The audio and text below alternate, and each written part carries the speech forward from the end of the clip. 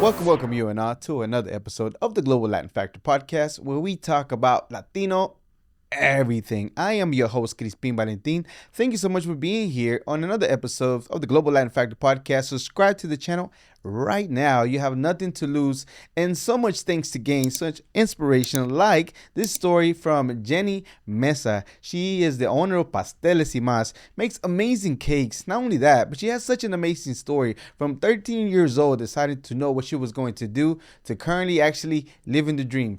And now to the episode.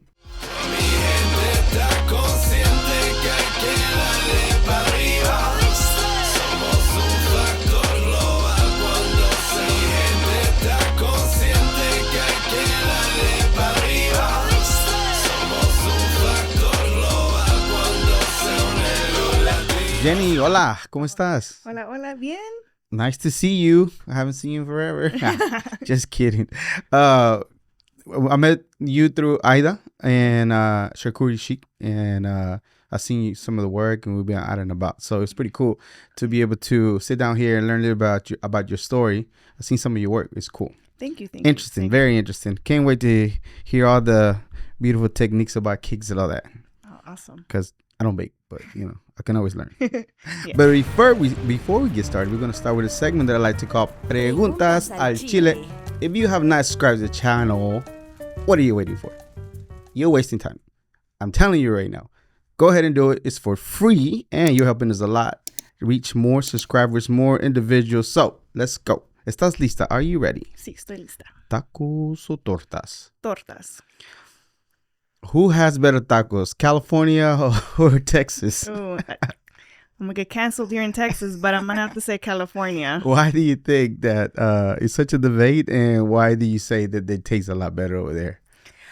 It's because Texas has Tex-Mex. Mm. And I feel like the flavors and the technique is a lot Tex-Mex than it is out in California. Even the street tacos, the actual regular street taco, did you find any stand here in Texas? Igual? No. Still has the seasoning? It still has this. Unfortunately, I have not found really good street tacos here in Texas. Mexican street tacos? No, I have not. Oh, wow. I know. Siempre salen secos, no tienen sabor. And I'm like, you guys, come on. Texas was part of Mexico. What are we doing here? Getting canceled already. Yeah, I know. No, just kidding. Corn tortilla or flour tortillas? Corn. Gorditas or pupusas? Pupusas. Jarritos, ¿de qué sabor? Tamarindo. Agua de horchata, jamaica or tamarindo? Horchata. Are you team salsa verde or salsa roja? No, verde. Verde all day. That's what I'm talking about. Okay, so for you, when it comes to making a cake, what is the chocolate or vanilla for you? Oh, vanilla. Vanilla? Yeah. No chocolate? No Really? chocolate. Yeah. Wow, I'm surprised. Churros or flan? That's rough. Churros. Churros. When you want to dance, you want to have a good time. Let's say you sold out, the cake came out great, the customer was super happy either for a wedding or quinceañera, sweet 16, whatever the case might be. The customer is like, oh yeah, I love it. And you want to celebrate. Do you like to dance salsa, merengue, bachata? Any of those are your flavors, or it could be something else. Perreo. Perreo. Reggaeton. Oh, what? Sola. Hey, Yeah. hey. Perreo sola. That's what I'm talking about. When you hear the word Latino, Latina, what is the very first thing that comes to mind for you? Resilience. Resilience. Do you consider yourself Latina? Do you care if anybody calls you Latina? Do you prefer Mexican American, Chicana? What is your preference for you? I would say Latina. Yeah. Latina. Go. Latina. So let's get started with your story. Very interesting. Early beginnings, if I'm not mistaken, you were raised in California, ¿verdad? Yes. So you were born in California también? No, I was born in Mexico. You were born in Mexico. Mm-hmm. ¿Qué parte de Mexico? What area were you? La ciudad. Okay. La capital, not Chilanga. Yeah, like Capitalense? Oh, man, I get twisted with the word. Anyways, do you remember early childhood in Mexico? Because I have familia también in Mexico City, in different areas, different places, cousins, y todo esto. Yeah. Unfortunately, no. I came to the United States at a very young age, so I don't have a lot of memories at all. All of my memories started being raised in California. When you talk about early age, how early were you talking about? Before 5 years old. Oh, wow. Yeah. Yeah, so yeah, it's kind of hard to remember. Yeah, it's kind of hard to remember. California specifically, what area did y'all ended up being at, and why did your parents decided to say, you know what, aquí en el DF, maybe just not cutting it, or we have an opportunity in the U.S., let's go to the U.S.? Yeah, from what my mom has told me that they had an opportunity better for the U.S. It was me and my two older brothers, so it was already three. And a lot of people, she was hearing a lot of people like, si vas al norte te das más oportunidades, hay más trabajo, and so having us in mind, she's like, well, we're gonna have to go ahead and give the US a chance. And she landed in California, in Los Angeles specifically. I'm not sure why they chose Los Angeles, but at that time it was just predominantly Latinos that were there. And so that's where we landed. So I grew up in Los Angeles and then like in the Valley area of that too. Okay, Los Angeles and Valley area. Was your dad also part of the journey to the Cali? So we're out together. Okay, when you get to California, as far as in year 5, when is the early memories of being raised in California, how the neighborhoods are? Because you hear different things in the news or in social media or videos and things like that. But when you were growing up and you started kind of sort of remembering things, what did it look like to you? For me, I remember going to elementary school. I think it was like those memories really stuck to me because I only spoke Spanish. And so I remember they were telling my mom like, oh, it's okay. Like we're going to eventually like teach her English. And so from kinder till I believe 2nd grade, it was like I remember my teacher speaking Spanish. And then kind of towards like the 1st and 2nd grade, it was like, okay, now we really got to like get the English going for here. I don't really remember the neighborhoods. I mean, we lived in an apartment complex, so I do remember a lot of people being everywhere, living in apartment complexes. Yeah, the neighborhoods weren't so great, but it's almost like I got used to it because it was just my everyday, seeing it every day.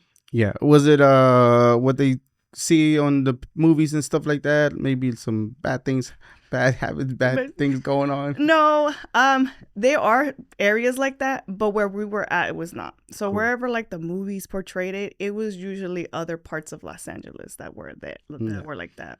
Because a lot of the times, I don't know exactly what year, but usually, the cholos, the gangs and things like that are some of the things that are portraying LA for the most part, gang culture and all that stuff. So that wasn't part of the things that you were experiencing during that time? No, it was not part of the experience. Okay. Yeah, there was different parts of LA, which my mom knew about, and that's where she was trying to keep me and my brothers out of that. Okay, so she was conscious about where y'all went, and, again, great job, Mom. Yeah. But, yeah, so some of the things that you hear about, and if you don't know, then you don't know. Yeah. But y'all stayed in California, LA, most of the time. You said the Valley también. Yeah. Later on in life, or how old were you at that time? I believe we moved. So we lived in Silver Lake. And then we moved, I want to say like when I was like maybe in 3rd, 4th grade, we moved to Van Nuys, which like starts like the Valley area. And we just stayed there. And then by middle school, I moved to North Hollywood. And then I stayed to North Hollywood until we moved to Texas. Nice. So how old were you at that time when you started making your way to Texas? I was 17. I was 17 going to 18 when we moved to Texas. Before we start moving 17 here in Texas, take me back to your earliest memories, a box of cakes. You started cooking a box of cake. How did that come about? You just got inspired one day. Let me try to make a cake out of a box and see what I get. Yeah, actually, we were at the grocery store, and you know how like the boxes of cakes have the pictures of the cake. Yeah. And I remember telling my mom, I was like, "Yo quiero un pastel, yo quiero un pastel," And so I somehow convinced her, and she's like, "Okay, hacemos un pastel." And then she brought the box of cake home, and I was like really excited, but like I couldn't read English with the instructions, so like me and my mom literally were just trying to figure it out how we're doing it, and they show you like las fotos, and then she was like, "Okay, do this, you do this." And just mixing everything with her and being like, whoa, you can mix everything together. And then I think what really got me inspired and really like in awe was whenever the cake came out of the oven. Because I was like, we took eggs, the whatever was in the package, aceite. I was like, my mom added a couple of things, mixed all of that together. I'm like, and it made this cake? Like it made this? This is what it made? and then like eating it, I was like, yeah, I want to do it again. And so the next time we went to the grocery store, I told my mom, I was like, otro pastel. And my mom was like, whoa, whoa, whoa. She's like, no tanto pastel. But that's really what inspired me, was just making the cake with my mom and just having everything together. Were you about 11 years old, or how old were you at that time? No, I was 7. You were 7 years old. So at 7 years old, the little picture looked very beautiful and nice. All of a sudden, like, as you're making it though, like, are you really feeling excited as far as like how everything's gonna come together? Because again, you're putting all these raw ingredients and all this flour in there, and it's gonna make a cake. Yeah, no, I still get excited. I still get excited with everything. Of course, I mean, I don't want to go too further. Now it's a lot more excited, but at that time, yeah, it was exciting to put how all of these ingredients together and mixing them together. Yeah. And then the outcome of it. So your mind was blown to be all of a sudden to be able to, I have the cake. Were you kind of impatient and wanted to like take a bite? Did y'all decorate the whole thing, the cake itself, or how did that go for the very first cake? Yeah. No, we didn't decorate it. It was just fun, just like that. But I was very excited to eat it already. Mom was like, no, you gotta like let it cool down before you eat it because it's really hot. Y yo de necia no escuché. And so I'm trying to get a piece and it's hot. And I'm like, okay, maybe I should wait to let it cool down. So you did try to bite it as it was hot. Yeah. Oh, that's interesting. Yeah. Okay, is that before you get to Texas? Are you already ace of this show? Ace of Cakes. Ace of Cakes.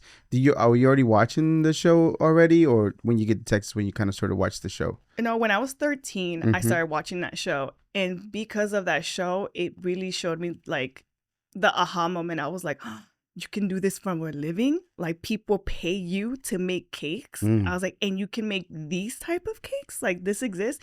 I just thought cakes like from fiestas, quinceañeras, you know? But like Ace of Cakes for me was like a different level because that was whenever fondant was like trending, you know, and these big tall cakes and detailed, and, you know, you can make like a big guitar cake, and that I was like, oh yeah, I was like, I have to do this. I have to do it. Well, somebody that's not into cakes or baking or any of that, what is fondant specifically? What is it?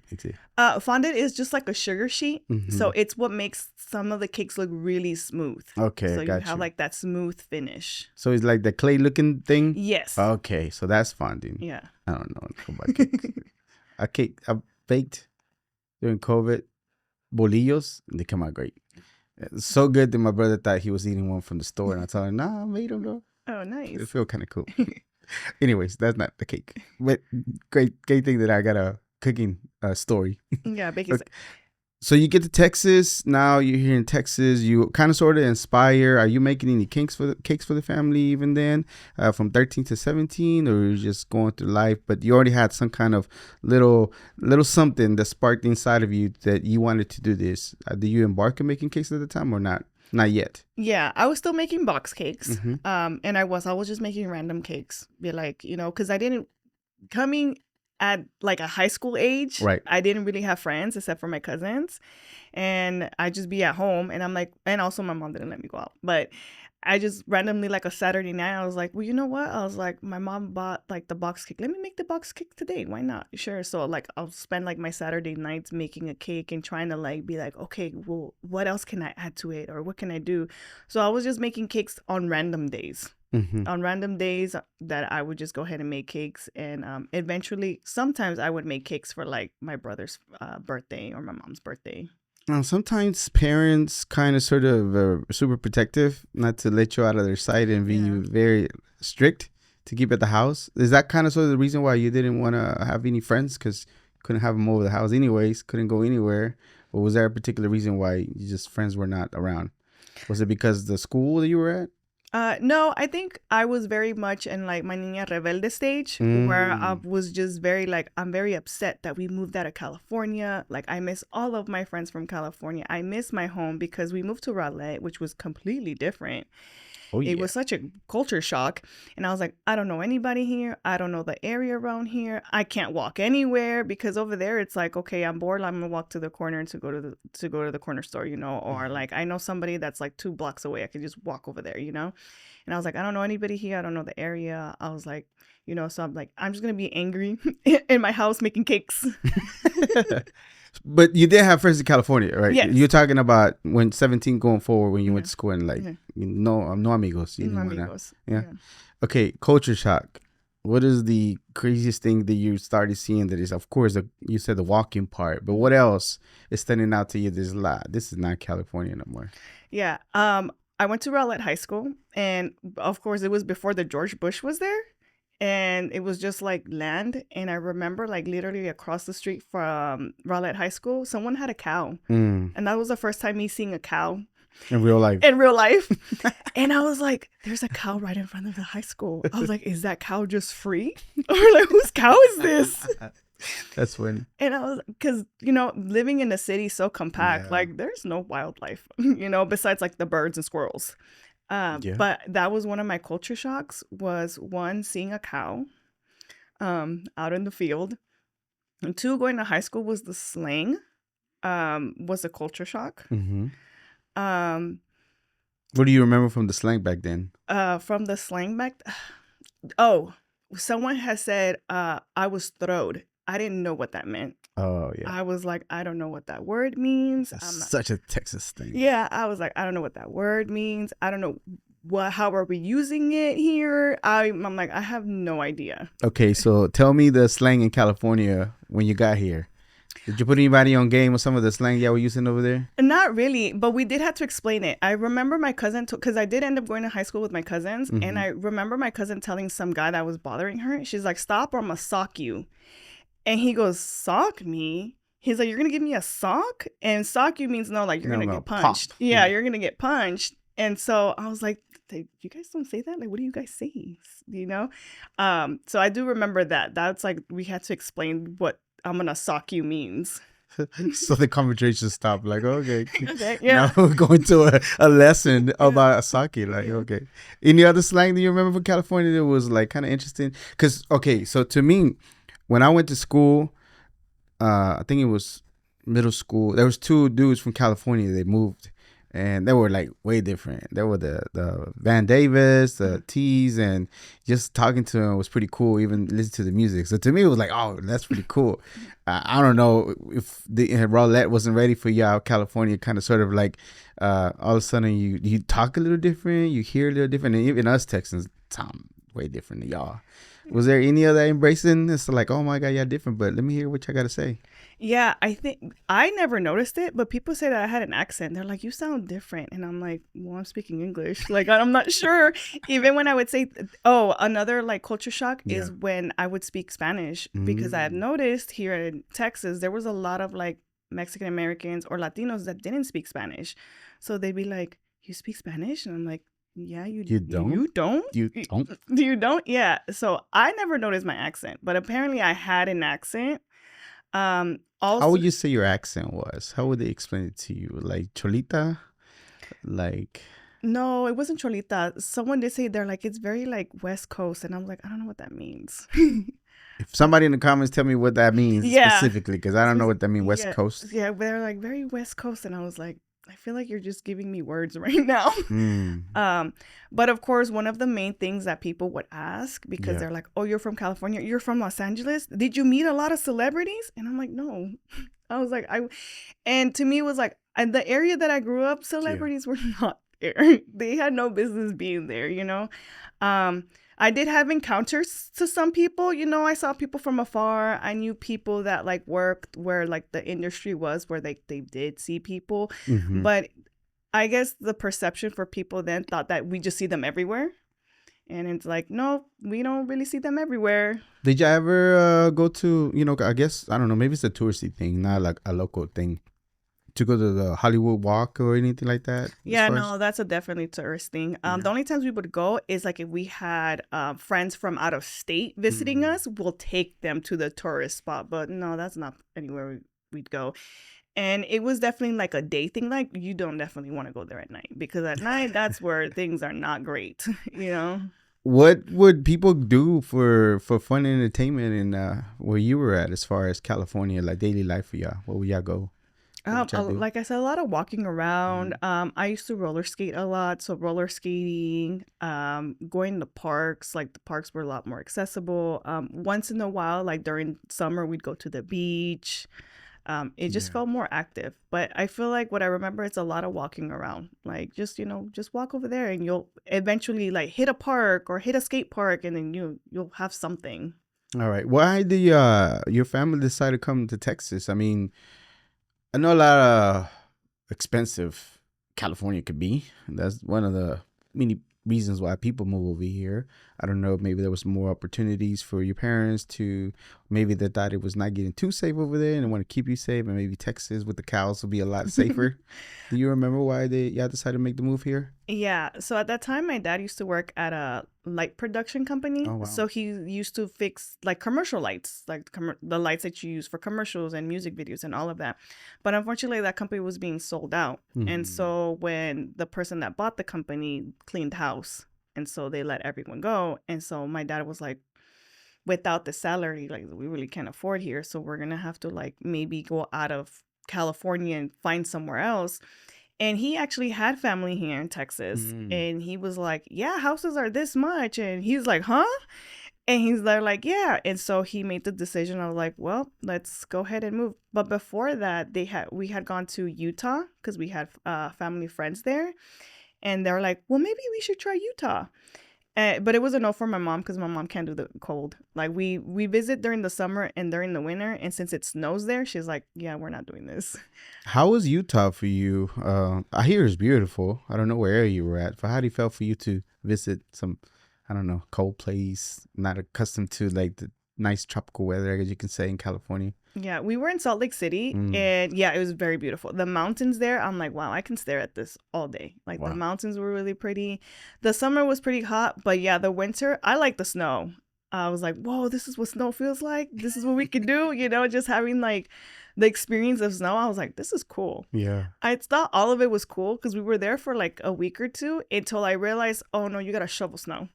Oh, yeah. You got to shovel snow. Nobody comes and does it for you. Well, people do, but yeah, for the most part, they don't. And then when it's not snowing and it's just still, it's really cold. And I'm like, maybe my mom is right. Maybe the snow is not for us. So would you be more of a beach person or a mountain person? No, I'm more of a beach person. Yeah, I definitely see that. They say it's healing. I believe it too. Oh, yeah. Yeah. Okay, so bien rebelde, 17-year-old, angry, cooking, pasteles, crafting.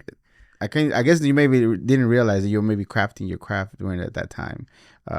Just working on it, consistently putting hours on the cake. Did that thought cross your mind? I'm like, oh, I'm working on a craft that maybe is gonna later on do something for me at all?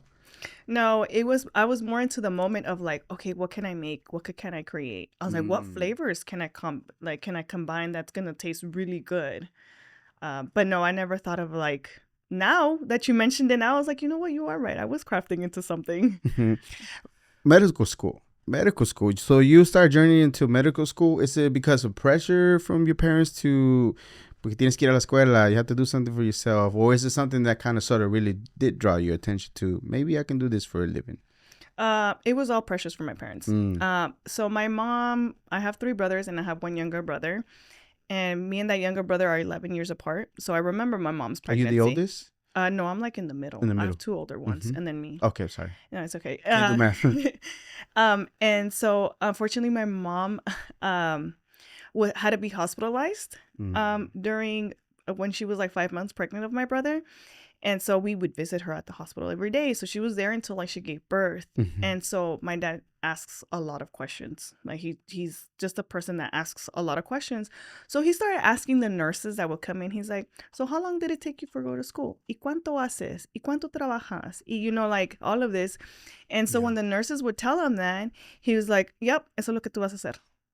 And so my mom always wanted to be a nurse. And then my dad saw like it's stable, it's financially stable, that's what you're gonna do. So they're both told me, they're like, you're gonna go to school to become a registered nurse, no ands, ifs, or buts, that's what you're doing.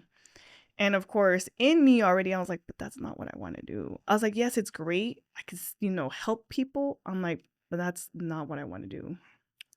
Was it the cakes that was in the back of your mind to do as a profession, as a living, or was there any other thing that you kind of sort of found that you kind of wanted to do instead? No, it was always the cakes. It's always the cakes. Okay. You go to school. Did you finish the studies, become a LVN or the registered nurse? Any of those? RN? No, I did go to school. I did go to community college to take all like the prerequisites and everything. And it was until I kept failing the anatomy and physiology class, and it was my third time taking it. And in that class, that's when I realized I'm like, I'm not paying attention. Because at that time I was just like doodling bakery names, and I was just, my mind was just not in it. And that's when I realized I'm like, why am I going to continue this? Why am I going to fail this again? Keep paying. And keep paying to fail, basically, is what I was doing. I was like, why am I continuing to paying this just to fail it? I was like, I'm not paying attention clearly. I was like, this is not what I want to do. I was like, I am so sorry, but I stop here. This is my journey of this, and I stop it right here because I'm not gonna continue pursuing it. In the pursuit of your dreams, you decide to go into high-end restaurants. I don't know which was the first restaurant, but you can take me down that journey. What was the first restaurant, and then eventually make it into high-end restaurants? How did that go? So actually, it was a bakery first. Okay, bakery. So by my mid to like late 20s, I start working at Suzie Cakes. How do you find that opportunity? Here in Texas or Rowlett? No, here in Texas. Or where? At what town or what city? I started working at the one in Plano, but unfortunately, I know after COVID, that location closed down. So how did you find the opportunity to want to do? Of course, it's your dream to be able to at least be around cakes at that moment in time. But how did you find it? I was just looking for it. I was looking for a job. At that time, I was working at a bank as a teller. And I'm like, I was like, I can't work at this bank being a teller forever either. I was like, I really have to. And it was very much like, okay, girl, I like, talking to myself. I was like, if we're going to do this, like, you really need to step in and doing it. So I go on Indeed and I'm looking. And then, I see Suzie Cakes, and then, looking for like somebody, which is called front of the house, which is somebody like customer service. And I'm like, I feel like I can do that. And of course, they were looking for also people like the back of the house, which is like the people that are prepping and, decorating. But I had no experience. And I was like, well. Yeah, you did? What you mean? 17 years old. No, 7 years old to 17 cooking cakes at the house, giving the same shit. What do you mean? You didn't put that in your resume? No, I should have. But I was like, well, if I can just work as like the front of the house first and then make it to the back of the house. Sneak to the back. Yeah, sneak to the back. I was like, I'm going to do that. Yeah. And so, I applied, got a call, got the interview. And my manager, Stephanie, she's like, yeah, you're in. And I was like, oh, I'm in. And so that started from like, okay, I'm going to go ahead and be front of the house. I eventually ended up being assistant general manager. And I was like, okay, great. But now I was like, I know everything for the front. I was like, let's go to the back. And so at that time, there was just a lot of going on. So it was just like, no, I think you should stay to the front of the house. Like, there's not really back of the house, but like, we'll let you like do little things here and there. And I was okay with the little things in here and there, which was like decorating cookies, writing happy birthday on cakes. But it's like, no es suficiente, quiero más. Were you sneaking to the back and helping without people knowing that you were helping, or maybe cooking when you were not supposed to at all? I will be in the back seeing how they do things, when people weren't looking. Taking like, notes. Oh, okay, that's how you do it. I'm like, oh, And some of the girls knew that. So like, people like the other managers will come. They're like, oh, so then when we do this, and I'm like, that's dope. Yeah, I was like, that's dope. So they were like giving you, not only encourage you, but giving you the step-by-steps without kind of telling you that you were doing the step-by-steps. Yeah. Okay, before we move forward, let's pause right there for a second. Let's backtrack a little bit. You have to have a hard conversation with your parents that you tell them you're not going to do it. And I'm pretty sure you're living at the house with them still, right? Is your mom's eventually some type of dream that she had she never completed? Your dad saw the money and security of making the money with the nursing, but you just kept not moving forward because you're just not passing the classes. How does that go for you? Ooh, rough. Especially being Mexicana, right? Your parents are, of course, all you are from Mexico. It was rough. My dad was like, okay, si quieres sufrir, sufre. That's how he like kind of like took it. And my mom just stopped talking to me completely. Ouch. I'm very sorry to hear, but right before that, there's that moment of time where you go into your head and I'm like, oh my God, ¿cómo le voy a decir? Like, I have to do something nice first and then before I deliver the bad news. What was your nice thing that you did? And where did you gather the courage to just say, you know what, I have to do this? I cleaned the house. Yeah. I cleaned the house. I cleaned the kitchen. I made sure that my little brother was fed.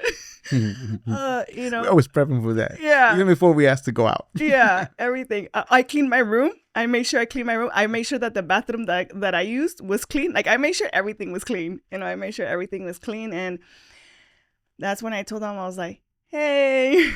And at first they thought like, no puede salir. And I was like, no, it's not that, And I told them, I was like, estoy pensando mucho de mi futuro y estoy decidiendo que no voy a ser enfermera. And they're like, ¿y por qué no? Why not? And I was like, es que no lo quiero hacer. No lo quiero hacer. I was like, esta clase le voy a tomar, like, va a ser mi tercer vez que voy a tomar esta clase. And I'm like, y no lo quiero hacer. I was like, I'm sorry, but I can't do it. And yeah, my mom didn't say anything. She stood quiet and just didn't talk to me for like a month. And yeah, my dad was just like, well, si quieres sufrir, entonces vas a sufrir. Where'd you find the courage, though, to want to just go ahead and rip the Band-Aid and tell them? I think it was because I had already, I don't know how to say it, like, I had already dropped the class. You had already dropped out. I had already dropped out. When driving, let me find out you were going out, leaving in the morning, supposedly to go to class, and you weren't even going to class. You were probably hanging out at the park or with the homies. Yeah, I was not in class at all. And I had already dropped out, and I was like, I gotta tell them, because then me van a preguntar, ¿y cómo va la clase? ¿Y cuánto tienes de deber? And I was like, I gotta do it now before they start asking me all the big questions. That's funny. Yeah. So I had to. Yeah, I had to. I was like, all right, it's been like 3 weeks that I've dropped the class. Like, I gotta tell them. Dang, 3 weeks. Wow. There's a lot of battles in your head as far as like, what if they know? What if they find out? So when they ask, how's it going? ¿Qué decías? Va bien. Hilarious. Okay. So, I mean, but you become a banker, like a teller. It's pretty all right job for Mexicanos, Yeah. As far as like doing that job, how did they feel about you landed that job? Then they wanted me to pursue a career in finance, and they're like, okay, well, that's just the teller. Or like, what if like, you're actually an actual banker, or like you actually go ahead and do that? And I was like, no, that's not gonna help. I've seen a pattern from your parents, and it's a good thing, don't get me wrong, because they, like, as soon as they see something, they want you to dive in to get in the most out of that opportunity, whenever they're asking the nurse, and the most you can get out of it, finance it. Where else can you take this?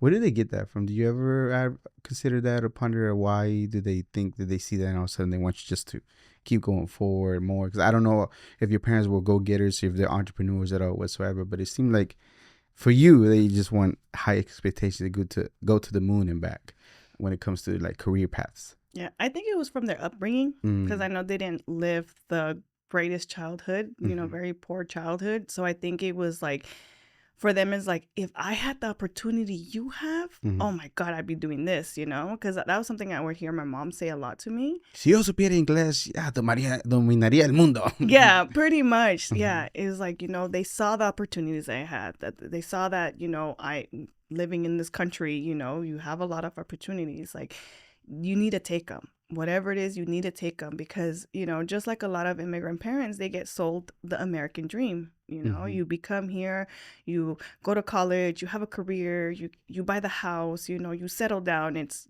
the dream that was sold to them. So it's like, you have it, like, do something with it, So I think it was just the upbringing of that, and seeing how much opportunity it is here in the United States versus like in Mexico, that there was at that time, or at the time of their upbringing, there wasn't really much. Okay, I forgot to ask if it's okay to, if you want to move on to the question, you can't, but how was the legal status for your parents? And then was it something that they already had applied and they gotten, or they had to go through a process to get that and eventually get you the right way también? Yeah, so I did earlier, I'm going to backtrack. I did say that both my parents are Mexican, but I'm just saying that to say yes. But actually, my stepdad's actually from Guatemala, Gotcha. And he got with my mom.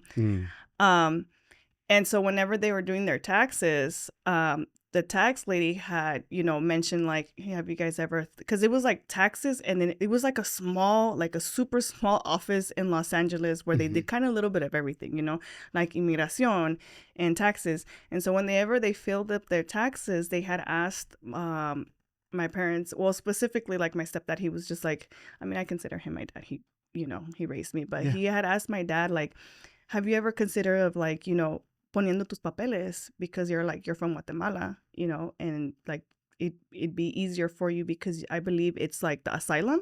And he's like, no, not really. And then my mom's like nudging him like, hey, you know what? You should. And then the tax lady was also, she's like, yeah, she's like, if you guys are planning to get, because they were just together, she's like, but if you guys are planning to get married, if you have your papers, you can add a spouse and you can add kids. And he's like, yeah. She goes, and plus, if you get married with someone who has kids, like you could also claim them on your taxes and you can get this much money back returned. Ching ching, baby. So yeah, they're like, okay, yeah. So that's how it started. My stepdad ended up doing the process of that, getting my mom, and then with my mom getting us into it too. Awesome. Thank you for sharing that. It was a little personal, but I appreciate you, because depending on my people might not know that at that time asylum was a thing. Other people were like, for example, the amnesty in 85 that I benefited from when my dad applied, because I came in todo illegal. I'm good now. Don't come after me. Yeah, same yo, hear my very strong opinions on that. Okay, so now you're trying to get to the back of the house. You're getting little hints in here and there about maybe you can. Did you ever make it to the back of the house at the restaurant or the bakery, or no? No, unfortunately I didn't. So I'm like, you know what? I was like, I appreciate all the help that you guys have given me here. Everything's great.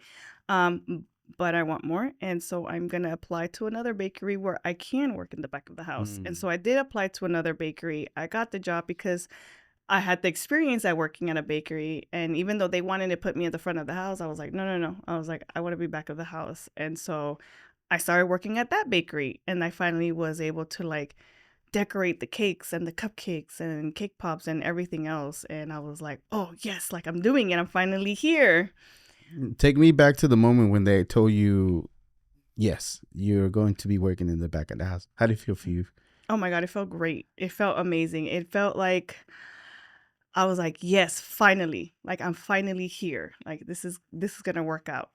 Okay. So now you get into it, start diving. Do you kind of sort of find it natural for you to be, or are you finding a lot more? Because a box is just a box with all the instructions on it, everything measured, already done for you. But now you have to have from scratch to the measurements being accurate, depending on you're measuring, or if you're weighing, to the butter temperature, room temperature, and all those other things that there are about baking that I just found out just a second ago. But I sound like I know what I'm talking about. Yeah. Take me to that journey for you. Yeah, so at that time when I was at Suzie Cakes, actually I was going to school, but I was going for culinary arts. So that also helped me a lot. And that's when I realized, I was like, okay, cool, I can definitely do back of the house, and yes, you're completely right. Like reading instructions from something that's already pre-made, it's easy. But finally just following a step-by-step recipe, that does get difficult, because even if you mess up 2 grams of baking soda versus 2 grams of baking powder, that's it. Your stuff is done and you have to restart it again. That's how precise you have to be. That's like literally precise, even to the temperatures, right? Even to the temperatures. Was that like completely foreign to you at all whatsoever? Do you thought maybe como nosotros somos, like, you just put ahí, whatever the spirits say. That didn't work with cakes, right? No, that didn't work with cakes. That did not work with the cakes. Yeah. How quickly did you find that out? In school or actually in practice?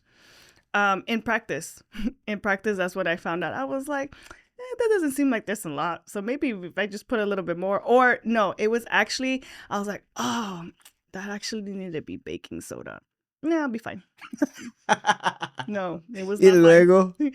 I was like, oh. What did it do? It puffed it up over the pan. So too much. It was too much. And I was just like, oh my God, I'm going to get fired. I'm going to get fired. And then like the owner came back. He's like, what happened? So I told him, I was like, hey, I thought it was going to be okay.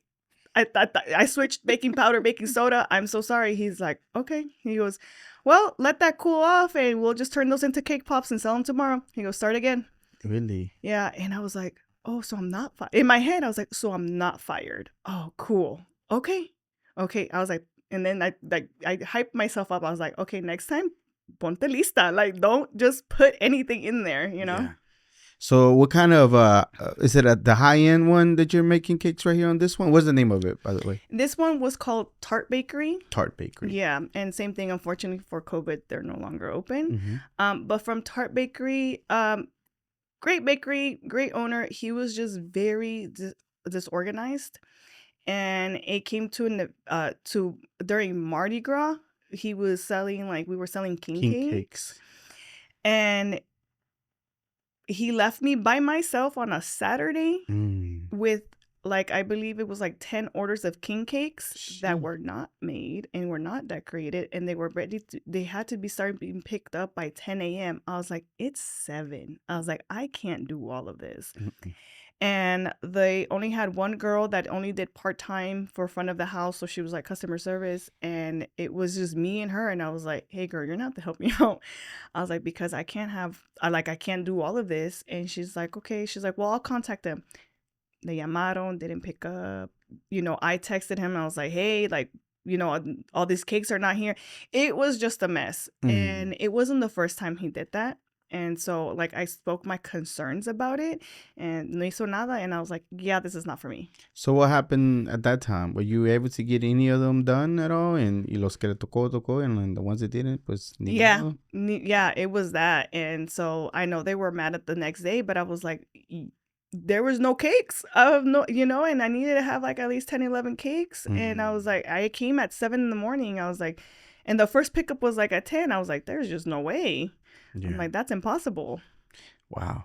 Okay. So you leave that opportunity.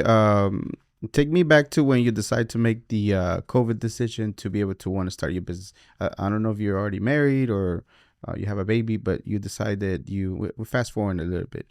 No, actually, I want to talk about the high-end restaurant because I think you walked to one. Well, okay. Let me back to it because I'm all over the place right now.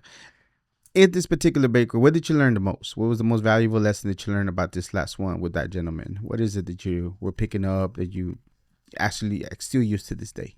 Actually, to stay organized. Okay. Or an organizing method, and to have all your recipes organized, because I realized that he would just pick recipes out the internet and be like, here you go, let's try it out. And I'm like, just like that? I was like, that's very bold. I'm like, but people are actually paying for this. Yeah. Si no sale bien, pues qué pasa? You're still gonna sell it to people? Yeah. And that to me didn't sit right, because it's like you're making cakes for special events, birthdays, baby showers, weddings, lo que sea. I was like, you don't want to just throw something and be like, here you go. I was like, no, that's special. People are gonna eat it, enjoy it, come together, remember it. And I'm like, no. But the important lesson is staying organized and keeping your inventory low. So some people might not be concerned about what the expectations of the people are or how special a cake is. Where does that come from you? Where did you see that as far as being a thing that it's very important to address and take care of, because it's a very special moment for them. It's not just a cake. Yeah. Growing up, my mom made it a big deal for having birthday parties. Even growing up, even though we didn't have much, she always made sure that she would save enough money for us to have a birthday party. And it's like, tu cumpleaños es importante. And because my grandma used to do that, same thing, she, didn't grow up with much, but my grandma always made sure that everyone had a birthday party, and it was special. So seeing my mom, that she saved money, make sure that it, got the cake that we wanted and make it special. That's what it made me special. I was like, so I love celebrating birthdays. Yeah. And so I'm like, oh, someone worked hard to get this cake. And it's not just a cake, it's a cake for someone that they love very much. And so that's what really got me into I just don't want to sell cakes to sell them, or even if they don't come out right. I was like, I don't want to give that to you, because you're giving that to someone special. Yeah, true that. Absolutely. So you see the chaos and all this stuff with this gentleman. So you decide to move on. Let's fast forward to the high-end restaurant. How does the opportunity come about to you? Is it cake related, or is it just food related, or are you going to be working on the pastry? So how did that work for you? Yeah, actually, after that Mardi Gras event, I was like, yeah, I'm looking for another job. And so I saw that they had an opening for Nobu. And I started getting imposter syndrome. I was like, well, they're not going to hire me. I was like, I don't have, that experience. And I was like, and I looked at it and I was like, I'm not going to apply. And then it was lingering in my head. And like 3 days later, I go back to the post and it's still there. And I was like, you know what?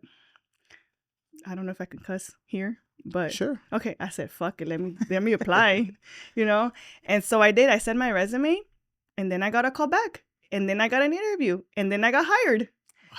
And I was like, when the chef there was like, he's like, okay, he goes, okay, mija, ¿cuándo puedes empezar? And I was just like, I was like, whoa, like for real? In my head, I was just like, no, yeah, puedo empezar mañana, But in my head, I was like, whoa, for real? Like, that's it? Like, I got the job? And that was very surreal. So that starts into the high end because now it's like intricate desserts. And now we're having like a specific flavor combination because Nobu is Japanese, but with a lot of like Peruvian inspired ingredients. Right. So that's really where my imagination and my creativity just blew up because I was now experiencing different flavors. I wasn't doing your chocolate vanilla, strawberry. Now I'm over here doing like matcha chocolates. I had the Miso Espresso, and so, or matcha ice cream. And I was like, whoa. Or it was the first time I did like a flourless chocolate cake. Flourless chocolate cake? Mm-hmm. How did you do that? How do you do that with? Potato starch. Mm-hmm. Wow. Yeah. Tempering chocolate, making chocolate labels. That was the best.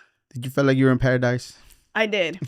Every day I would go to work happy. And of course, it's a service, so it's just like any other job. You're going to find people that you don't get along with. You're going to find customers that, pick at stuff. But besides that, I loved going to work. I was like, okay, cool. Like, what else can we do? What else is it? I was writing happy birthdays on plates with chocolate, happy anniversaries, and it was the best. For the imposter syndrome, for the doubt, even though you saw it and you've been doing it for some time, why did you think it just came in your head that you're maybe not good enough to be able to get in there? Just because I was lacking, I felt like I was lacking experience. I was like, no, this is like for people, because I just saw pastry cook. I went over my head. I was like, oh, they want a pastry chef. No, they just want the cook. They already had a pastry chef. But that to me, I was like, well, pastry cook sounds so, so above.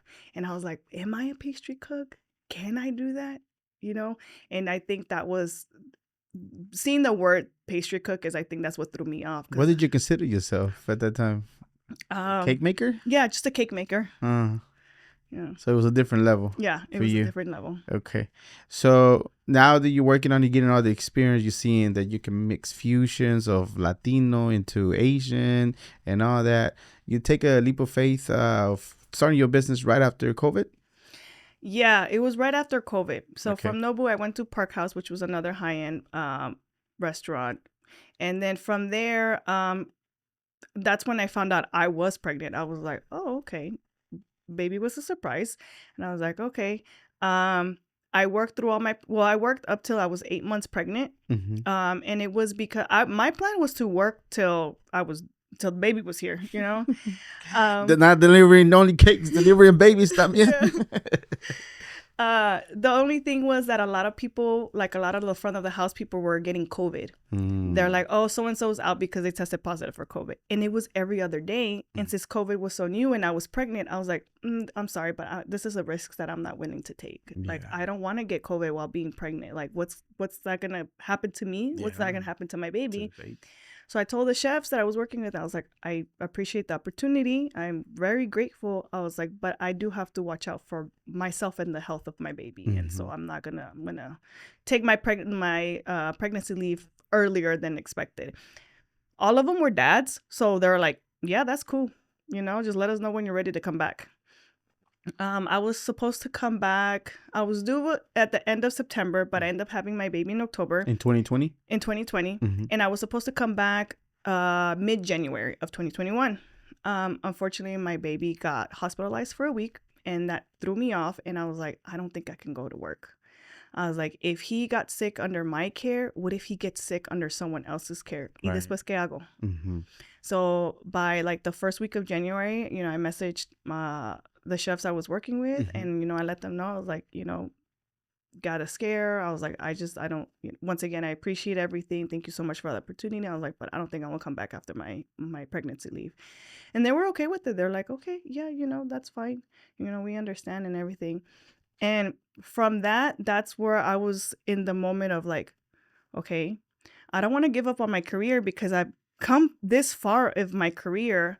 I was like, but I don't want to leave my baby just to anyone for them to watch them. ¿Qué hago?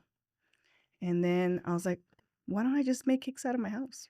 I was like, I know how to do it. I was like, I know all the safety and sanitation rules. I would literally treat my kitchen as a kitchen that I was working in.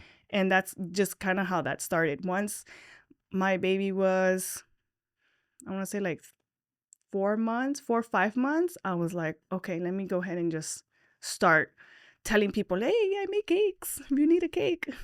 Okay, so are any of those names that you're sketching, doodling in your medical classes, is that one of the winners as far as the name of your company, Pasteles Y Más? Or where does it come from? Why Pasteles Y Más? I mean, it's only obvious, right? It's pasteles, right? Yeah. You make cakes.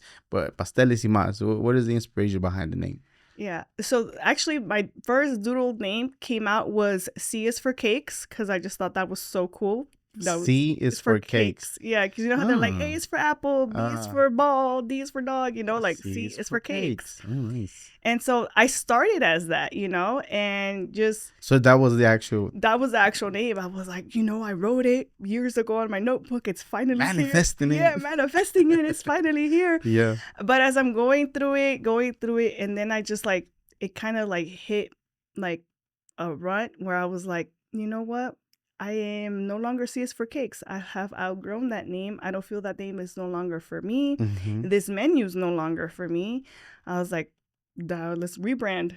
And I wanted to rebrand more of focusing on Mexican American flavors, because that's what I grew up, you know, eating both Mexican candy and American candy. I was like, I don't want to just focus on cakes, but I don't just want to focus on desserts. I was like, I want to do both. I was like, but I want to show a name that's very like en español, bien mexicano. I was like, what can I do? And so I was just kind of like brainstorming, and I was just like, pasteles. I'm like, that's not a hard word to pronounce for people that don't speak Spanish. I was like, because at first it was pasteles and more. And I'm like, that doesn't sound right. Like, it doesn't roll off the tongue. And I was like, why don't you just make it all in Spanish? Pasteles Y Más. And I'm like, well, I like the way that sounds. And I said it a couple of more times, and I was like, yeah, this is it. I'm like, this is the name. Okay. Before we move forward to all your menu, okay, C for cakes. You put it on social media. I know you're telling everybody, but of course, family, close friends, and anything like that. But who else are you telling? Are you creating social media, Facebook? I don't know what else was there at that time. But how are you spreading the word about that you're doing cakes now? Yeah, it was Facebook and Instagram. That's how I started. Facebook and Instagram. So I did a Facebook page. I did an Instagram page. And then I still had like my personal page. So I would like, you know, share it on my personal page. And then I'd be like, hey, you know, I think Facebook still has that feature where like you can like, invite your friends list. Yeah. And it literally just sends an invite for everybody. I did that. And then when people weren't replying back, I did it again. I was like, maybe they didn't see it. Like, hello. Yeah. I'm trying to get the word out with my pasteles, my cakes. Yeah. I was like, maybe they didn't see it. Or maybe they don't know it's me. So like, I will resend it again, you know? And or like for specific people, I'm like, hey, by the way, that's me, you know? Just, you know, if you could add the page or like the page, that'd be really nice. Make the grand announcement. Hey guys, I started a page. See for cakes. Like it. Yeah. It's me. It's not spam. Yeah, pretty much. Okay. So how long does C for Cakes last before you start moving into what you currently do and the menu that you offer? Let me see. C for Cakes, I want to say 2021 or 2026. I'll say 2 years, 2.5 years, 2.5 years. Yeah. Strong wrong for Seafood Cakes. Yeah. Is doing his thing. People are people. How did you feel about your first order? Who was the first order, and how did you feel about getting an order that you have to fulfill for a customer? Yeah. My first order was just a stranger. They're like, I saw your cakes. They look great. I want to do an order. Because at first I was just family and friends. Well, you already capturing pictures and Yeah. Okay. I was already like capturing pictures, posting them, trying to like make anything content at that time. And so when I got like my first order from a stranger, I was like, oh, you don't know anybody that I know? Like, you're not a word of mouth. You just found me. I was like, whoa, this is crazy. Like, someone actually wants to order my cake. Yeah. And so I was like, okay, yeah, And like, I remember by working in front of the House of Suzie Cakes, I already knew all the questions to ask, how many servings? What are you celebrating? What flavor do you want? So all of that experience came into that. And so I did that. She let me know. And I was like, okay, cool. And then, I was like, you could pick up or I could deliver. And a lot of the first ones were delivering. And because it was really the imposter syndrome, or I just wanted to make it like be great, I wasn't charging a delivery fee. So I'll be like, yeah, I can deliver you for free. And they're like, okay. And I delivered it. And then they took it. They're like, thank you. And then they closed the door. And I was like, okay. That's it. And I'm like, that's it. Okay, in your mind, as you're going through delivering the cake, what do you feel like it's gonna be like? They're gonna greet you with fireworks, a warm embrace, or qué cosa? No, not that, but just giving them that and just be like, okay, like I finally did it. But then on my driving back, I was like, what if it didn't come out like they wanted to? What if it doesn't taste like they think it's gonna come to? What if they tell me it's horrible and it's the worst thing they've ever eaten? Don't worry, the comments will let you know. Yeah. Immediately they go in there and they're like, "She is horrible. This thing is not even close. I asked for strawberry, I got vanilla." Yeah. But no. Nada pasó. No, nada pasó. That's good, right? Yeah. Then I was like, okay. No cool. good. No news is good news, right? Yeah. Nice. And you're driving, you're excited at least a little bit that you got your first cell from a stranger. Yeah, myself from a stranger. Yeah, I was super excited. Yeah. After that, you get more motivated to start pumping more cakes out, talking to more people. I don't know if you started networking or any of those things, or you just continually posting on Facebook and things like the Instagram to be able to get more visibility, more people to ask about your product. Yeah, I definitely started to just, follow a lot more vendors. So I was like, okay, well, what do I want to do? I was like, wedding cakes, people are, their budget's a little higher. I was like, okay, what can I do to start going into that weddings, And so Facebook has groups of like wedding vendors, like, oh, I'm looking for, whatever vendor that they are for that wedding. So I started joining those groups. And any post, they're like, oh, looking for someone that makes cake. I'd automatically just be like, me, I make cakes. Here it is. Da, da, da. And, learning and discovering network groups. And I was like, oh, okay, what is that? What do you do? And at that time, there was a lot of open houses for new venues that were coming out. So they would do like an open house and be like, oh, we need vendors to be here that are willing to work with us in the venue and all of that. And so I would sign up for that. And then I'll go and take my little Messa and then, have samples and be like, yeah, this is what I can do. And this is what I offer. And any opportunities that came like that, I was ready to jump in. And then later on, that's when markets really started to happen. And I was like, okay, cool. Me voy a meter a cualquier market that I can to do that. So that's kind of like what I wanted to do, because I was like, well, markets are great because people actually get to taste my product. Right. And from there, maybe I can get a lead for like, oh, this was so great. Do you have like availability? It'll be like a pay sampling that could lead to a potential customer for cakes later down the line. Yeah. That was your mindset. Yeah. Okay.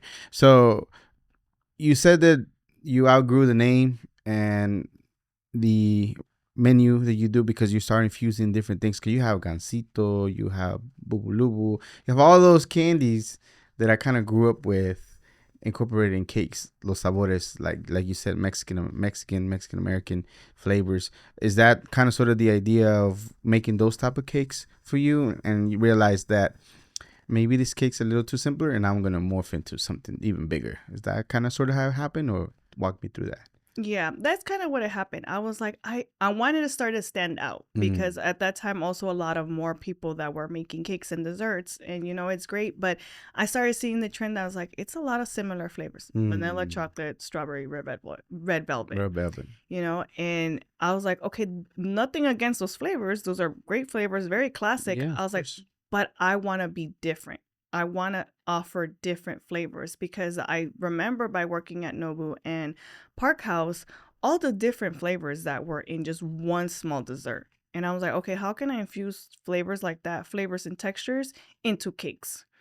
And that's kind of where I was like, well, what exactly, asking myself, what exactly flavors are that? What are we doing here, girlfriend? Like, what's going on? And I was like, well, I love candy. I grew up eating candy. I grew up eating pan dulce. I'm like, what if I take those candies, like Mexican candies and American candies, because of course I love Bubu Lubu, but I also like Kit Kats. I was like, what is it that I can go ahead and combine those two flavors into that? And that's kind of what I did with my Bubu Lubu cake. I was like, it's chocolate, marshmallow, strawberry. I was like, now, I feel like the Bubu Lubus now don't taste like the ones back then. They probably don't. They probably don't. But I was like, and I went to go buy one. I was like, let me remember how a Bubu Lubu tastes like. And then I ate one. I was like, well, it doesn't taste like what it tastes back then. I was like, but I do remember. And I was looking at it. I was like, it's chocolate, marshmallow, strawberry. I'm like, I can do that. I was like, but I could do that better and more elevated. And that's kind of what I was like, okay, now I know what I want to do. I was like, I want to go ahead and bring the sweets of my childhood into these cakes. Yeah. Amazing idea. So walk me through the menu of all the things that you offer these days. Of course, you have those infused. You have a particular name for that as far as that style of cake or those type of flavors of cakes? No, I just have 9 names. So the Bubu Lubu is literally just called Bubu Lubu because that's the flavors are. I did make a mixed berry cake, and that one's inspired of my stepdad because his when we were growing up for our birthday cakes, it was most like, I would say, the grown-ups, they used to get a lot of tarts, like fruit tarts. Wow, that was like their thing. And we would go to Whole Foods and get, because they're like, oh, it's our birthday, like we're gonna spend a little bit more money on us. We're the adults.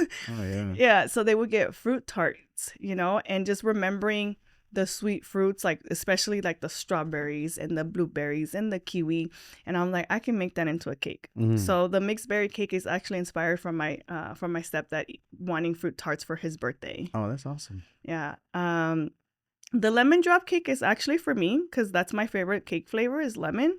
And I was like, but when I want something lemon, I was like, yo quiero que sepa limón. Like even with food. Not a hint of it. Quiero que sepa limón. Yeah, que sea limón. And so I made that one, which is a lemon cake, lemon cream cheese mascarpone filling, and lemon buttercream. So it's lemon on lemon. And when my mom tasted that cake, she's like, this one used to taste like the lemon cake that we used to get at Olive Garden. And that never like clicked to me. And, I remember one birthday we went to the Olive Garden and I got that cake and I was like, this cake is so good.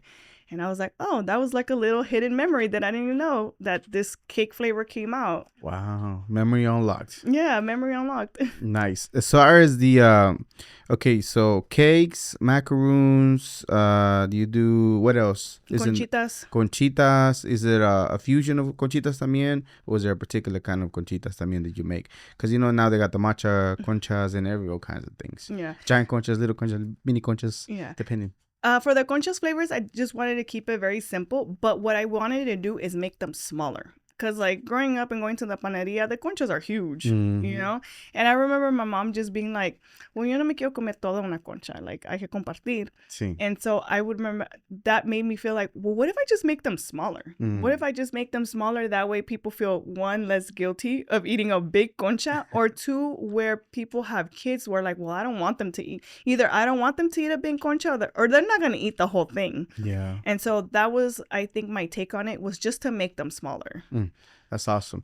And then, of course, you have the website, Pasteles Y Más. If anybody was to look, very lovely website. You can learn more about you there because that's where I found some information about you. She's like, where do you know all this stuff? Well, your website. It says right there about Jenny. Yeah. So the website, some people, depending on who you are, depending on the business, sometimes they feel like it's a good investment. Sometimes people feel like maybe I'm not the time. So in that time of, because the things that you do are very professional. Before I get to the website, how much trial and error was it to get the Bubu Lubu and all the cakes that you have? Because again, precision, the measurement. I don't know if you weighed the stuff or you measured the things. Some people, depending on who you're talking to, do either one. How much time did it take to perfect the cake that it was to the standard that you said, yeah, this is it right here? I think it took me like 2 weeks. The Bubu Lubu. The Bubu Lubu, because I couldn't get the marshmallow frosting correctly. It kept on being flat. And I was like, by the third time, I was like, I'm going to go ahead and just throw everything out. I was like, I'm going to throw everything to the wall. But I was like, no, because this is an investment. And I'm like, what's wrong? I was like, why is it coming out flat? What am I doing wrong here? Mm-hmm. And so I started looking up. I looked up at my old school notes. I looked up at notes that I worked in other restaurants. Then I started looking up online. I'm like, why is it causing it to become flat? What am I doing wrong? Right. My bowl was dirty. And so when you're making meringue, you need to have a really, really clean bowl. Like meringue is very delicate. If you have any sort of grease or any other food particle in there, residue, no va a salir. You're gonna be there whipping that forever, and no va a salir. And so I started realizing, I was like, why would my bowl, why is it dirty? Why is there still residue? Like, what am I doing wrong? Like, am I not washing my stuff right? Because I know I am. But it just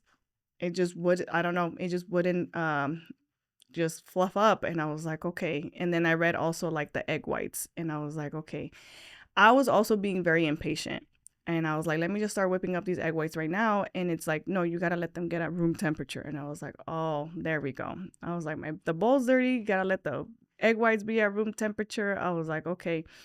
So it took me like 2 weeks to go ahead and perfect it. Not only because of the marshmallow fluff, but also the balance of the flavors. How much did I want to? At one point, I put too much marshmallow. I was like, all we do is taste this chocolate and marshmallow. Where's the strawberry? I did the strawberries a little too sweet. I was like, te vas a empalagar, not happening. So it just took me time to like, okay, I ate everything. I was like, oh, great. You taste the chocolate cake, you taste the marshmallow fluff, and the strawberry compote is not as sweet. I was like, okay, now we're good.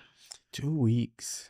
It's crazy. You're like literally on the lab measuring me. Again, I would never think that room temperature anything will make a difference when you're baking, but it's a huge difference. Not only that, but without revealing all your secrets, is there a particular something that you put in there that little hint of something, even if it was a pinch of something, like, oh, yeah, that made a big difference in this cake? Anything like that on the Bubu Lubu? Not on the Bubu Lubu, but on my conchas, though. Your conchas, you got a little something in there. Something in there, yeah. Yeah, I don't know about that. I know about that. Just a little pinch of something, whatever it could be, I'm not going to say anything to give a hint because I want to, respect the fact that it is a craft. It is your technique. It is something that you crafted. You can try it and try a million things if you want to, but it's pretty neat. For that particular concha of doing that little thing, where did it come from, the idea of putting this and it could kind of sort of elevate the flavors for you? So when I made my first conchas, I was like, great, these taste good. Good. Yeah. It's not good enough. Yes. I was like, these taste good. I was like, what can I change? And conchas is just flour, sugar, yeast, butter, eggs, vanilla, right? And I was like, necesito algo más. I'm like, but what is it? And so I sat on it, and in my head, I'll be doing random things, like I'll be washing the dishes, or I'll be cleaning, or I'll be just with my kiddo. Light bulb. Yep. It'd be a light bulb. And I was like, what if I try this? And I started looking up, but I was like, do these, can you do this? Would it change anything? And I'm like, I was like, okay, got it. Next time I make the conchas, I'm going to switch this to this, add this. I was like, let's see, a ver cómo sale. And then I did them, and I tasted them. I'm like, yep, there we go. That's it. You'd be surprised. If y'all want to try her conchas and find out what she's talking about, go hit her up at pastelesymas.com. Pastelesymas.com, where you'll be able to find it. But it's like, again, just by literally exploring like a couple minutes ago about pinch of salt, dab of this, da-da-da. And all of a sudden, it's just like, it changes. Yeah. Just like baking soda, baking powder. Freaking huge difference. It's crazy. It is. In order to remind myself which one I'm doing, I literally sing, and I got this from one of my old coworkers. It's that song. I don't even remember the song, but it's like baking soda. You got baking soda. Oh, I literally have to say that. I'm in love with the cocoa. There you go. I'm in love with baking soda. I got baking soda. So when I'm because my baking soda and my baking powder, they're like on top of each other. So I have to sing that part out loud for me, be like, okay, I got baking soda. Let's not mess this up. That's a good technique. No, that's lovely. And also the temperature, like 1 minute over baking the cake or under baking the cake, it could be game changer. Like you could mess it up. Yeah, it's over. That's more like for macarons. Oh my God. The first time. Not so much for cakes? Not so much for cakes, but for macarons, yes. Those are super, super delicate and time consuming. And yes, if you get those wrong, los quemas, if you get them wrong, you undercook them. And it's those things that you really have to like redo again. Like there's no saving them. Sometimes cakes have a leeway where like, okay, we could save it. This can be saved. No, macarons, they don't give you any mercy. Yeah, también the timing, because like you said on the organizing part, you have to be organized because you have to be able to be very timely, cooling part to be able to then work on the cake to be able to do that, because it can't be too hot. You can't rush it because things will melt and go south for you, right? Yeah. So también eso you have to incorporate all that, and specifically when you have a deadline to be able to meet it, deliver the cake, and out. Yeah. Wow. Okay, so for people that want to book you, reach out to your product, find you, where can they go and get you at? We're running short on time. Okay. So we're gonna wrap it up. Yeah. When you're coming over here, because I know you from Aida, and seen you out and about, and we work together in different events and stuff like that. Right now we're doing Latino nights every other Saturday at the Cabo Bar Oak Cliff, so come check us out. So whenever you're coming over here, you're like, I wish ask me about this, or I wish we talk about this more. Is there anything that comes to mind for you? No, I wasn't really sure what the questions were going to be asked. I also didn't know that you were going to have that information about me. I was like, yeah, how does he know that I used to work at high-end restaurants? But no, I think we covered everything. What do you say? We're good. We're good. Yeah. We're good. We find all kinds of stuff. You'd be surprised what I know in a very short time. Okay, tell me about the before we let you go, the business part in general, right? So it's crazy, like the what's his name? Steve Jobs has a great quote that nothing, sometimes looking forward, it doesn't make any sense to you, but looking backwards, it makes a lot of sense. Like you were going to this restaurant and you were learning about this. You were going into this other restaurant, realizing there's fusion. You were going into this restaurant, realizing they're organizing such a big deal, and then you can, be high under pressure to be able to do that.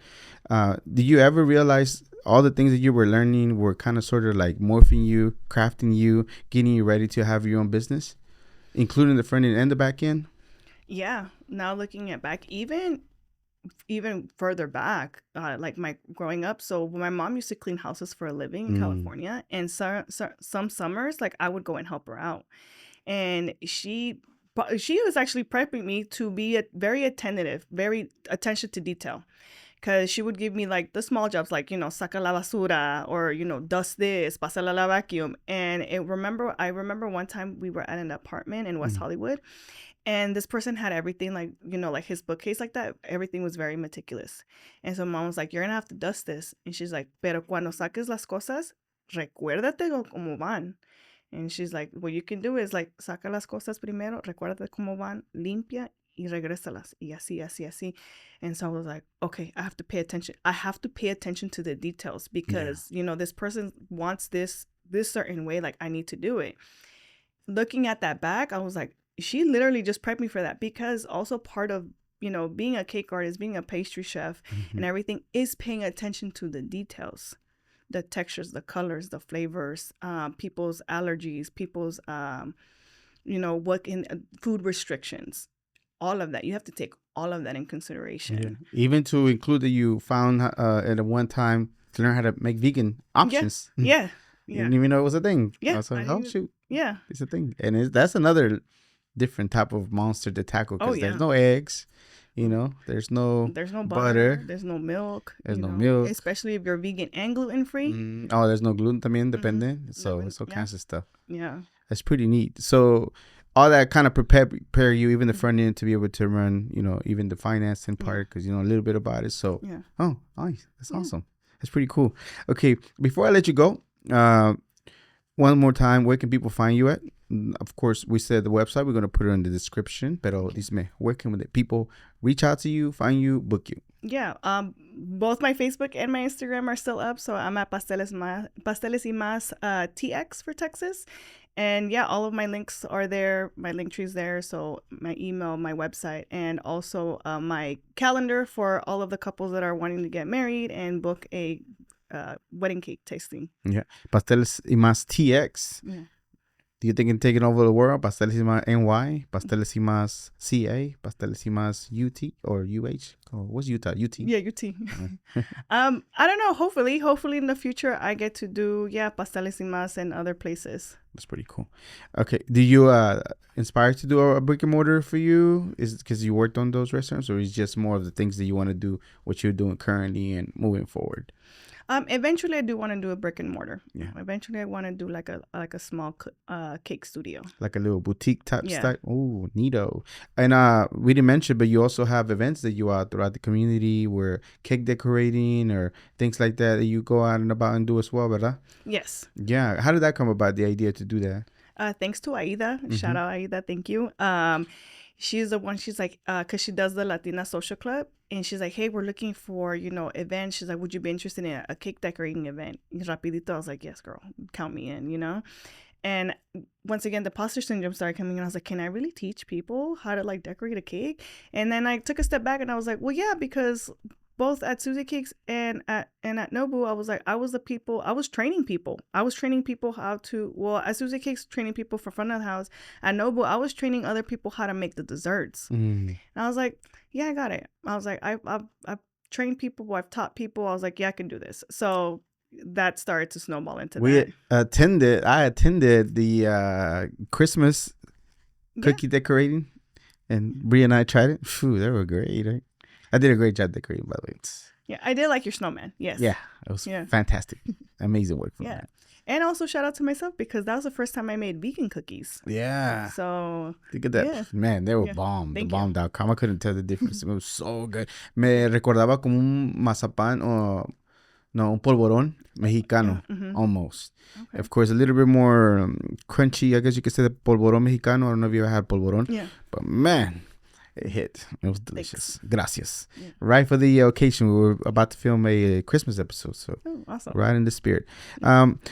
Saludos. Any shout outs? Anybody you want to give a shout out to your familia, your fam, anybody? Yeah, just, shout out to all of my family, my cousins, because they've always been my big supporters. And also Aida, Charcuterie Chic, because of her, I'm able to have this interview with you and work with you at the Kava Bar. And then, because otherwise you don't get in. Just kidding.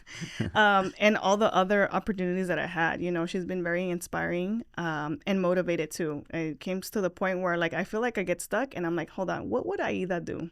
Because she always finds a way to do anything and everything. Yeah. That's awesome. Amazing. What is an important lesson that you learn doing the cakes, the art of making cakes, that you would tell your younger self that will help somebody else out? What would that be? Be resilient. Have a lot of patience. And math and science is going to help you along the way. Just crazy how literally you're in the lab.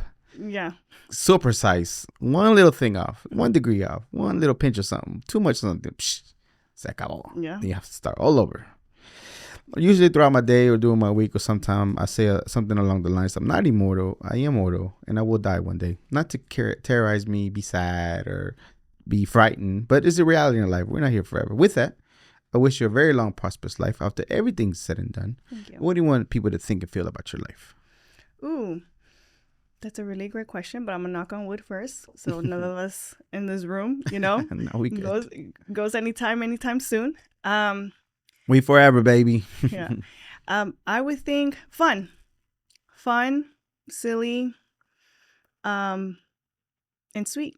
Kind of like a cake. Yeah.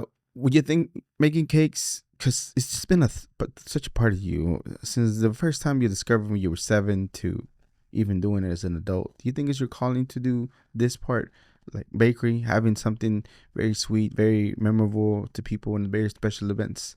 You think it's a calling for you?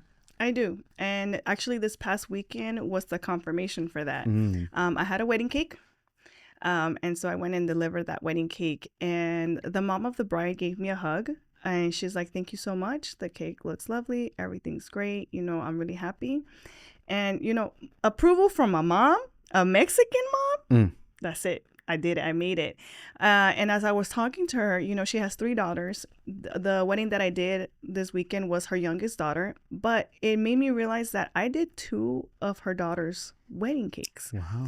So I did her middle daughter's wedding cake last year in August, and now I made her youngest daughter's wedding cake this past weekend. And I'm like, you know, they trust me enough to make a cake for something extremely special. Because as she was telling me, she's like, you know, es mi última. That's it. Like my last baby is getting married, you know, and just seeing both like that bittersweet moment as a mom. And I was like, that's very sweet, you know. And then I thought, wow, she trusted me, you know, to have a cake for both of her daughters' cake, and especially, you know, her youngest daughter. Now that, you know, all of them are married now. On my driving back to the kava bar, it hit me. I was like, yeah, I think I'm meant to do this. I'm like, this is my purpose. What inspires you? What keeps you inspired to keep moving forward and continue to do the things that you do and innovating your technique? My 13-year-old self. My 13-year-old self seeing Ace of Cakes for the first time and really having the feeling of determination. I'm like, that's it. That's what I'm gonna do when I become an adult. Is what keeps me thriving and motivating. I was like, I owe it to my 13-year-old self to, you know, continue. Congratulations, you're living the dream. Yeah, I am. And again, I've seen your work. I've seen how professional you are. I've seen, you know, even going into exploring how how much science and measurement and all kinds of stuff you have to know to be able to make a cake, you know, the patience behind it, the fusion to be able to honor both cultures, not only, you know, here in the U.S., being here, but also your Mexicano and nostalgic type of flavors that we are so accustomed to that sometimes we forget, to be able to bring it to a bite and to be able to just continue to move forward and do all the things that you do is amazing. And without a shadow of doubt, Jenny Messa, you are a global Latin factor. Thank you so much for being here. Thank you so much for having me. I didn't know your last name, huh? This was another episode of the Global Latin Factor podcast. Remember to subscribe to the channel right now. Why?